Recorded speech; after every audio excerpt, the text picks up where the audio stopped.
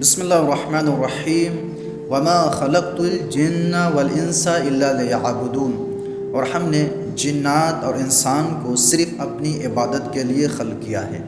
دنیا میں جتنی بھی چیزیں ہیں اس کو خلق کرنے کا کوئی نہ کوئی مقصد ہے، اور ہر چیز کسی نہ کسی مقصد کے تحت پیدا کی گئی ہے۔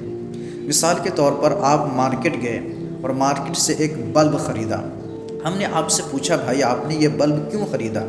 تو آپ کہیں گے کہ میں نے بلب اس لیے خریدا کہ یہ تاریکی کو دور کرے گا، روشنی لے کر آئے گا، یعنی اندھیرا دور کرے گا، روشنی لے کر آئے گا۔ اور آپ نے مارکیٹ سے بلب لا کر اپنے یعنی اس جگہ پر لگا دیا، اور لگانے کے بعد یہ روشنی دینا شروع کر دیا۔ آپ کا مقصد کیا تھا؟ مقصد یہ تھا کہ یہ بلب روشنی دے، تاریکی کو دور کرے، اندھیرا کو دور کرے، روشنی دے۔ اب کچھ دنوں کے بعد یہ بلب خراب ہو گیا۔ ہم نے آپ سے کہا بھائی یہ بلب خراب ہو گیا، اب اس کا کیا کریں گے؟ کہا اب اس کو میں کوڑا اور کرکٹ میں پھینک دوں گا۔ کیوں؟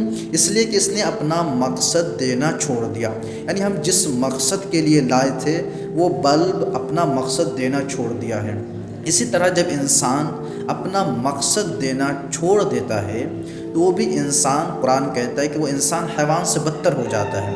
اور خداوند عالم نے انسان کے مقصد کو قرآن مجید میں واضح طور پر فرمایا کہ ہم نے جنات اور انسان کو اپنی عبادت کے لیے خلق کیا ہے۔ اب ہم کو عبادت کا فلسفہ سمجھنا پڑے گا کہ عبادت کہتے کسے ہیں؟ کیا صرف نماز، روزہ، حج، زکوٰۃ، خمس وغیرہ عبادت ہے؟ نہیں، یہ بھی عبادت ہے، لیکن اور بھی عبادتیں ہیں۔ مثلا آپ گھر سے نکلتے ہیں مارکیٹ کے لیے کہ سبزی لے کر آئے، یہ بھی ایک عبادت ہے۔ اور آپ گھر سے نکلتے ہیں تاکہ آپ رزق حلال کما سکیں، یہ بھی عبادت ہے، بلکہ افضل عبادت ہے۔ عبادت کے 10 حصے ہیں، جس میں سے 9 حصہ جو ہے، 9 حصہ وہ ہے رزق حلال کمانے میں، یعنی پیسہ کمانے میں، رزق حلال کمانے میں عبادت کے 9 حصے، اور ایک حصہ نماز، روزہ، حج، زکوٰۃ وغیرہ میں ہے۔ تو اگر کوئی انسان 9 حصہ، زیادہ تر اس زمانے میں لوگ 9 حصہ کی طرف بڑھتے، یعنی پیسہ کمانے کی طرف بڑھتے، ایک حصہ کو چھوڑ دیتے۔ یہ یاد رکھے کبھی بھی یہ 10، یہ 9 ہے، یہ جو 9 ہے یہ ایک کے ملے بغیر مکمل نہیں ہوتا۔ جب تک ایک نہیں ملے گا تب تک 10 مکمل نہیں ہوگا۔